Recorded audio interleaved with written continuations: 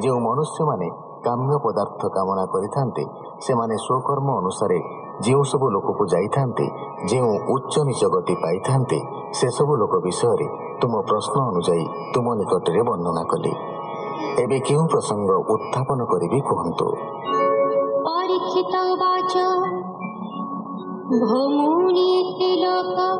बाहरे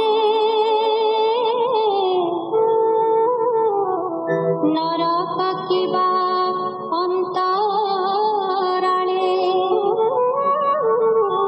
किबा त्रिभुवन मध्यरे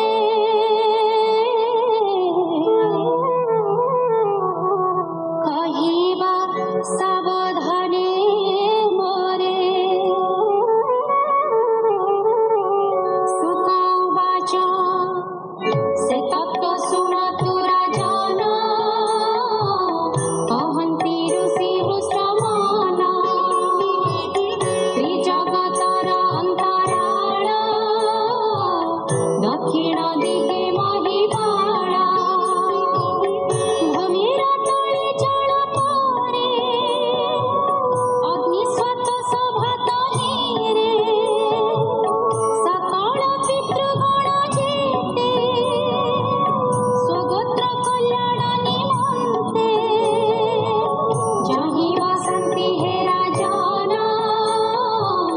तहि अंतक भगवान।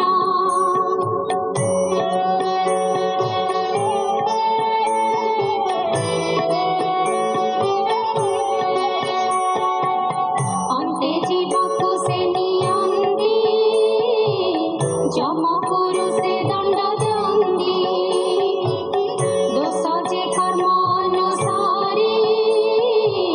जे प्राणी जाहा थाई करी भगवत आज्ञा लंघिण विपत्ति जे करे गमन ताहांकु नेई दण्ड धर दण्ड जे दियन्ति अपार एकविंशति परकारे नरके अछन्ति जहिरे। जे रूप जे नाम लक्षण कहवा शुण हे राजन अंधकूप जे असी पत्र शुकर मुख काल सूत्र रौरव महाजे नरक अंध तामिश्र कुंभीपाक तामिश्र जे कृमि भोजन सदंश तप्त सुर्मी नाम वज्र कंटक शालमल वैतरणी महिपाल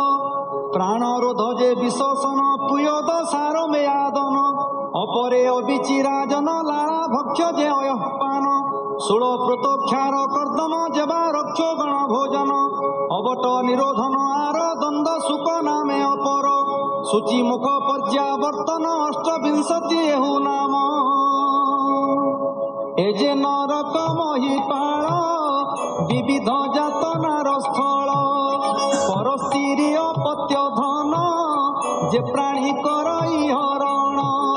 से काल पासे बंदी होई जमर पुरे दुख पाई तामिश्र नरके पड़ई नाना जातना से भंजई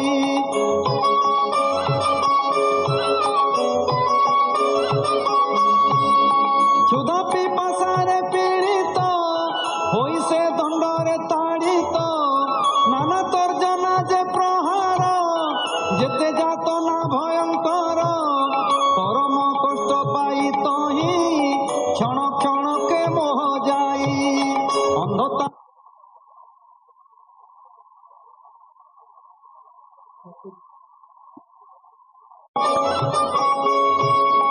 तहिरे जे प्राणी पड़ई रौरव क्रव्यादता खाई जेनरा पशु पक्षी मान प्राण थाऊ करे रंधन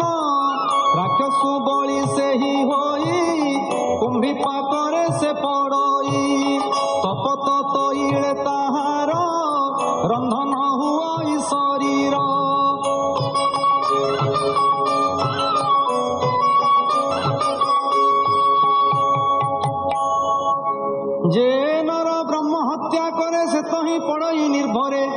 শপথ সুবর্ণ ফুটই তহি সে দগধ হুই ক্ষণকে উঠই লোটই বসই ব্যাকুলে ধামই ক্ষুধা পিপাসা পীড়া মান ক্ষণকে হুয়ে অচেতন পশুর দেহে রোম যেতে বর্ষ তাবত সেই মতে অত্যন্ত যাতনা ভুঞ্জই সে প্রাণী তহি পড়িথাই যে নিজ ধর্মপথ ছাড়ি বেদ বচন নিন্দে হুড়ি পাষণ্ড বলি তাକୁ কহি অসি পত্রে সে পড়ই লৌহ মুদ্গরতা উপরে প্রহার করন্তি নির্ভরে অদোষে দণ্ডন্তি যে নরে পাপ ভঞ্জন্তি তম ঘরে অত্যন্ত পাপ রাশি বহি শুকর মুখে তা পড়ই তহিরে পুরই নির্ভরে নানা আয়ুধর প্রহারে ইক্ষু দণ্ডর প্রায় করি তাକୁ পেশন্তি দণ্ডধারী অত্যন্ত কষ্ট কুশে পাই ক্ষণ ক্ষণকে মোহ যাই এ যে সংসারে নর দেহি ক্ষুদ্র প্রাণীଙ୍କୁ পীড়া দেই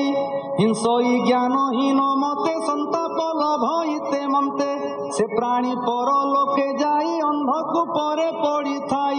যে গ্রাসন বান্টি ভুঞ্জই বায়স তুল্য তাକୁ কহি নরক যে কৃমি ভোজন নরক মানঙ্কে অধম শত সহস্র যে যোজন যে কৃমি কুণ্ড পরিমাণ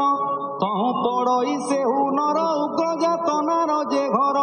কৃমিକୁ ভক্ষই যে জন তাକୁ ভক্ষন্তি কৃমি মান যাবত কর্ম ক্ষয় নহে তাবত